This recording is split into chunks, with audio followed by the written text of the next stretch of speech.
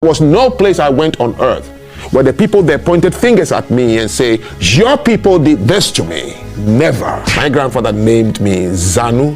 Zanu means that which belongs to the dark, which means I'm attracted to negative things. And guess what? Name does actually work with kids. I love negative things, meaning that I love things that are not the group think. So, that day in the room in France, while the people were going round, I have never faced that question. I don't have the answer. I've never even thought about it. Right. So the answer came from their answers. So I'm listening and I was like, oh my God. If I introduce myself, it will be one of them whose parents gave me that name, Frank.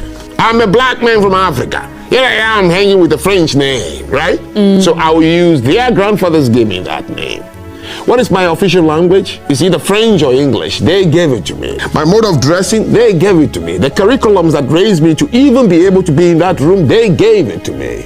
The plane ride to that country, their forefathers built it, you understand? So it was hitting me and I said, wow. Then when it came to me, I said it. I said, wow.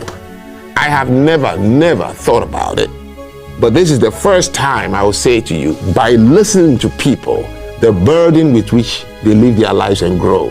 This is the first time I will say, I am really proud of my ancestors because they left nothing behind, nothing at all. I've traveled the world as a black man, and I have never seen a black country where the people who live in it are foreigners that were brought there by blacks as slaves, not one single country.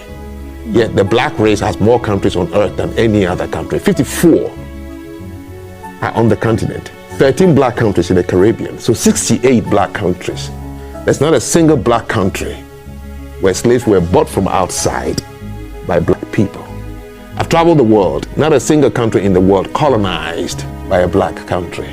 There's nowhere you go on Mother Earth where the language they are speaking was imposed on them by force by a black country.